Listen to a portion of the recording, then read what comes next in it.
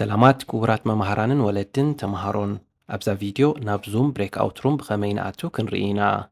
መጀመርታ መምህር ጸጋይ ወይ መምሃራንና ዝሰደዱልና ሊንክ ንጥውቓ ምስ ጠወቕናያ ናብዚ ክትወስደናያ ኣብ ዙም እንድሕር ሎጊን እንተዘይጌርና ከምዚ ከተምፀልናያ ኣብዚ ሽምና ጽሒፍና ኦኬ ንጥውቕ ቁሩብ ንጽበያ ከምዚ ክመጸልና እዩ። ቅድም ትኺልና ኢና ናብ ክላስና ንኣቱ ነርና ሕጂ ግን መጀመርታ ናብ ቢግ ቼንጅ ቀንዲ ክላስ እያ ክትእትወና ናብ ክላስና ክንኣቱ እንተደሊና ነዛ ብሬክኣውት ሩም ትብል 4 ንጎሎ ንጥውቓ ከምዚ ከዓ ናይ ክላሳት ሊስት ከተምፀልናያ ቀፂልና ስም ናይ መምህርና ደሊና መሪፅና ጆይን ንጥውቕ ናብ ክላስና ከዓ ትእትወና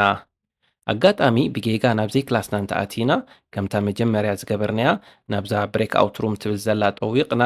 ትኽክል ስም መምህርና መሪፅና ጆይን ንጥውቕ ናብ ክላስና ከዓ ንኣቱ ተማሂርና ወዲና ክንወፅእ እንተደሊና ከዓ ኣብዛ ሊቭ ትብል ዘላ ንጥውቕ ኣብዚ ሕጂ ክልተ ምርጫ ክትበናያ እንድሕር ናብታ ቀንዲ ክላስ ክንምለስ ደሊና ሊቭ ብሬክኣውት ሩም ንጥውቕ እሞ